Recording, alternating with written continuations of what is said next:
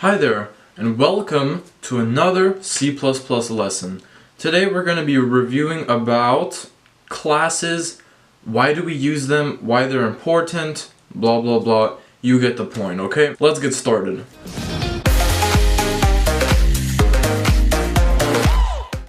So what is a class? Well, let me just explain to you, okay? So here's our int main function. I got our program somewhat set up. Let's do that as well. Okay, so I really like cars, okay? I think cars are fascinating. I like driving different cars. I think it's a thrill, okay?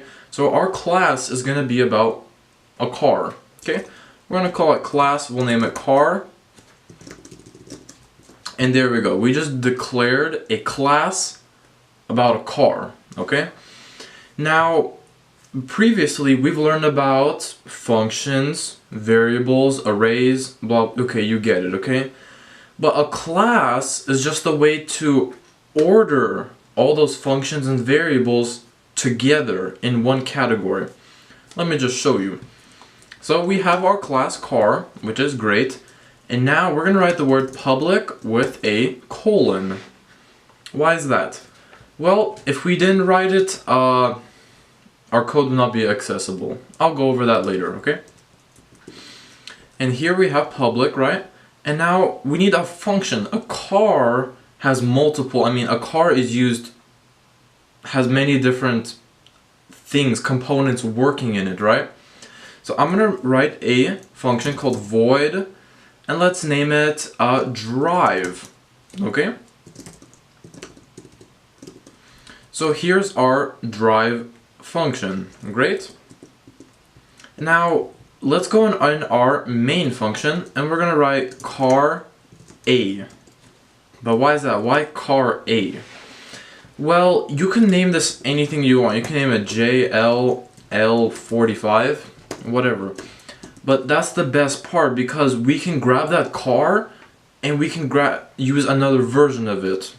So we can have car A, car B, car C, and we can have multiple instances of that car, right? This object.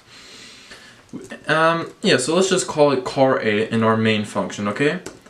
And we're gonna do a.drive. And let's say we drove 50 miles, okay? I live in America, so everything's in miles, okay? And our drive, well, would be considered a method, okay? So functions that are inside classes are called methods, okay? They just change, okay? Now, since we're inputting the number 50, our drive, whoops, see, they're not the right capital, it requires an int, and we'll name it distance driven. Distance driven. Okay, whatever. Now, we need a way to store how much miles the car has left, okay?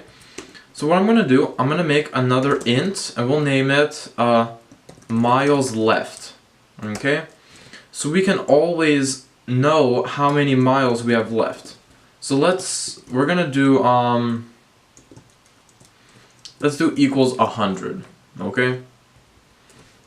Let's say this car A, or this car can only go 100 miles, okay? So we input it and we're gonna do miles left minus equals distance driven, okay? Great. Now we can see out what? Miles A dot miles left. And you know what? Let's change this to 23, okay? It says 77, okay? So we just drove 20, we told this car, we created our car, that's one way of saying it. We created the car, and we created an instance of it. And we called this instance car A. And then we told car A, okay, drive 23 miles. And then it told us how many miles left we have, okay? So a.drive, and drive is one of the functions we have, right? And this function calculates how many miles left, okay? And so on a full tank of gas, you can go 100 miles, okay? That's our car, okay? Just to make things easy. And miles left, we calculate it and we just printed it out, okay? So we're gonna also do what? We're gonna have miles left and we're gonna have int odometer, okay? Let's say the odometer equals 34,000, okay? So we're gonna do the odometer plus plus, okay? The odometer is gonna go up for every mile we drive, right? So we're gonna see out a miles left, right? And then we're also gonna see out how much the odometer is, right? So a dot odometer. Miles left to drive. Okay, just to make things a little bit more clearer, your total mileage is this. Okay? So let's take a look. So when a car drives 23 miles, it's going to print out you have 77 miles left to drive, and your total mileage is now 34,001. Oh, but that's not right. We need odometer plus equals distance driven, right?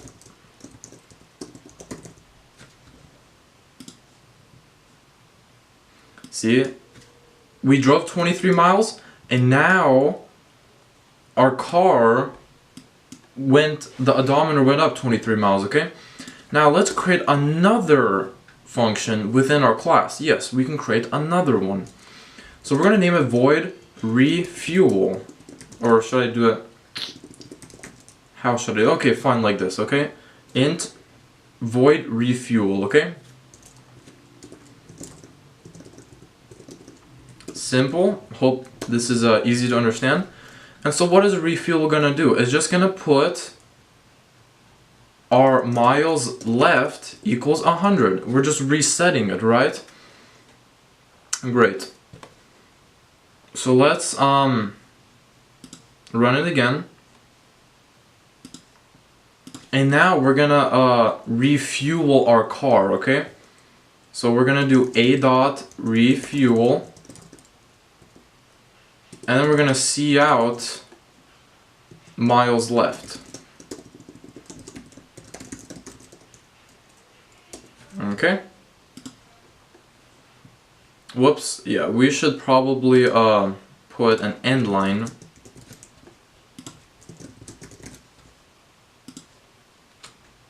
Okay, you have 77 miles left to drive, and it now we have 100 miles left to drive because we just refueled, right? Our refuel function just helped us.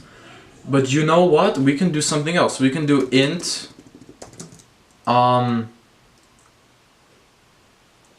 miles added, okay? Plus equals miles added. And so let's say we don't do a full refuel. Let's say we just add an extra 42 let's say we just add an extra 42 miles to it, okay? We don't do a full tank. So now we have 119 miles left to drive, which is insane. But that's very basic. Actually, no, let me show you something more. We have car A. Let's throw some of this away. Now we can have car B. And instantly we have two cars we can work with, right? So we can do something like car A dot drive 73, okay? It just drove 73.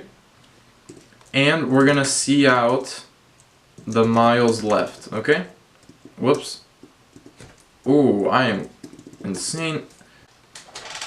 So car A drove 73 miles, and we only have 27 miles left to go, 27 gallons, okay? We're just gonna say 1 mile a gallon.